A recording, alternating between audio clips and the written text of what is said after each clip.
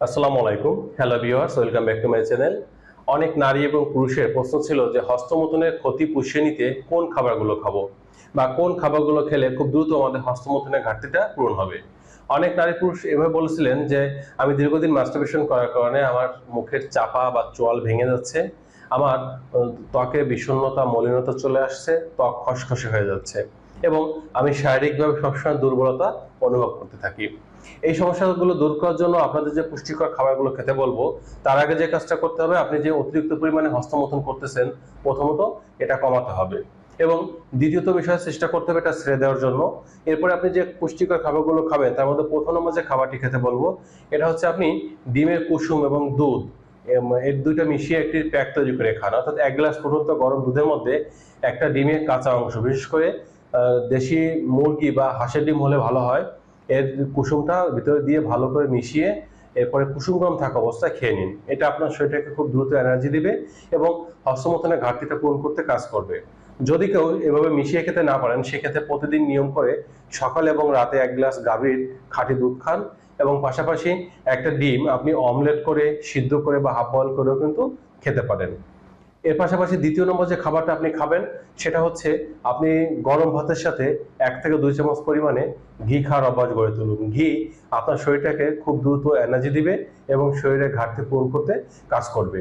এর পাশাপাশি সকালে আপনি মধু খেতে পারেন, অর্থাৎ প্রতিদিন সকালে ঘুম থেকে উঠে 2 থেকে 3 চা চামচ অর্গানিক বা খাঁটি যে মধুটা আছে এটা খেতে পারেন। মধু আমাদের শরীরের ক্লান্তি বা দুর্বলতা দ্রুত দূর করে, পুরুষের শরীরে টেস্টোস্টেরন হরমোন লেভেলটাকে বৃদ্ধি করে, বীর্যটা ঘন করে এবং আমাদের ব্রেইনে যে নার্ভাস সিস্টেমটাকে শান্ত রাখতে বা সতেজ রাখতে কাজ করে। কারণ এতে প্রচুর পরিমাণে গ্লুকোজ এবং ফ্রুক্টোজ থাকে।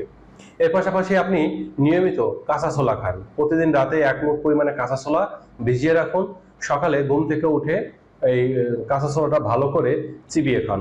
এটা আপনার শরীরটাকে খুব দ্রুত এনার্জি দিবে বা এনার্জি বুস্টিং হিসেবে কিন্তু কাজ করবে। এর পাশাপাশি আপনি প্রতিদিন নিয়ম করে একটা ডাবের পানি খান এবং ডাবের পানি খাওয়ার পাশাপাশি আপনি দেখা যাচ্ছে প্রতিদিন নিয়ম করে রঙিন যে ফলমূলগুলো আছে বা আমাদের সিজনাল যে ফল, এই ফলগুলোকে প্রচুর পরিমাণে খাওয়ার অভ্যাস এটা গড়ে তুলুন।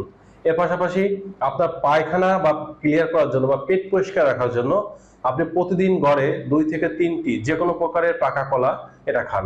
কলা আমাদের শরীরের যে পায়খানা এটাকে ক্লিয়ার করতে কাজ করে, হজম শক্তি বৃদ্ধি করে এবং আমাদের শরীরের টক্সিন বা দূষিত পদার্থটা বের করে দিতে কাজ করে। আপনি পাকা কলা খাওয়ার পাশাপাশি প্রতিদিন নিয়ম করে একটু ইসবগুলের ভুসি খেতে পারেন, আপনি একটু সোনাপাতা পাউডার খেতে পারেন, যাতে পায়খানা বসার সাথে সাথে আপনার পায়খানাটা ক্লিয়ার হয়ে যায়, আপনার শরীর থেকে গ্যাস, অ্যাসিডিটি বা টক্সিন এগুলো বেরিয়ে যায়, শরীরটাকে ডিটক্সিফাই করে। এই বিষয়টাকে গুরুত্ব দিতে হবে। এর পাশাপাশি প্রতিদিন নিয়ম করে 1 মুঠ পরিমাণ কাঁচা বাদাম সকালে এবং রাতে আপনি ভালো করে চিবিয়ে খেতে পারেন। এক্ষেত্রে আপনি চীনা বাদাম, কাঠবাদাম, কাজু বাদাম, আখরোট, ওয়ালনাট যে কোনো প্রকার বাদাম জাতীয় খাবার নিলেই হবে। সকালে 1 মুঠ, রাতে 1 মুঠ ভালো করে চিবিয়ে খান। যদি হজমের সমস্যা হয় তাহলে দিনে একবার খেতে পারেন এবং ভালো করে 1 মুঠ বাদাম চিবিয়ে খান। এটা কিন্তু আপনাকে খুব দ্রুত এনার্জি দিবে এবং আপনার হস্তমৈথুনের ঘাটতিটা পূরণ করতে কাজ করবে। এর পাশাপাশি একটু কেগেল এক্সারসাইজ করতে পারেন, একটু যোগব্যায়াম করুন, দেখবেন খুব দ্রুত আপনার হস্তমৈথুনের ঘাটতিটা পূরণ হতে শুরু করছে।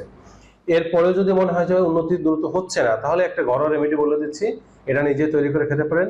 এক্ষেত্রে আপনি তাল মাখানা, কাতিলাগাম এবং শিলাজিৎ 3টি উপাদান পরিমিত পর্যায়ে মিশিয়ে আপনি একটি রেমেডি তৈরি করে প্রতিদিন সকালে এবং রাতে খাওয়ার আগে এটা খেতে পারেন।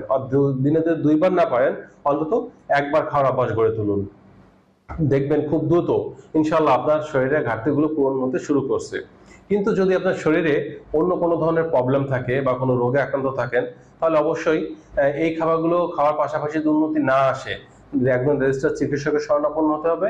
শরীরে অন্য কোনো রোগ থাকলে সেই রোগের চিকিৎসাটাও এর পাশাপাশি গ্রহণ করতে হবে। তো বন্ধুরা, এই ছিল আজকের বিষয়। স্বাস্থ্য বিষয়ক তথ্য বা পরামর্শ পাওয়ার জন্য কমেন্ট করতে পারেন। আজ এ পর্যন্তই। আল্লাহ হাফেজ।